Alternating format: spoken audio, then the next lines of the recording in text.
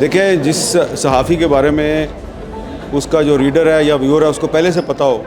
کہ اس کا تعلق فلاں پولیٹیکل پارٹی کے ساتھ ہے یا یہ اس پولیٹیکل پارٹی کا سپورٹر ہے، تو اس کا مطلب ہے وہ صحافی نہیں ہے۔ ہمارے ہاں جو بہت سے صحافی ہیں وہ جب ان کی پسندیدہ پولیٹیکل پارٹی حکومت میں آتی ہے تو وہ اس حکومت میں کوئی نہ کوئی عہدہ لے لیتے ہیں اور حکومت کا حصہ بن جاتے ہیں۔ پھر وہ حکومت ختم ہوتی ہے تو وہ صحافی جو ہیں وہ بیچارے جو ہیں وہ پھر ان کو نوکری نہیں ملتی، بڑی مشکل سے دوبارہ ان کو نوکری ملتی ہے۔ تو یہ بڑے سالوں سے ہو رہا ہے، اور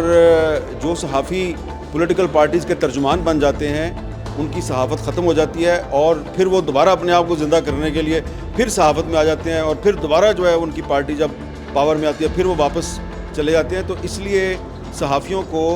سیاسی جماعتوں کا ترجمان نہیں بننا چاہیے۔ ایک بڑا مسئلہ یہ ہے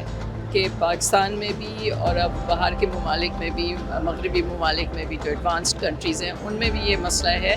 کہ جو ایڈیٹر کا ایک کردار ہوتا تھا، مدیر کا،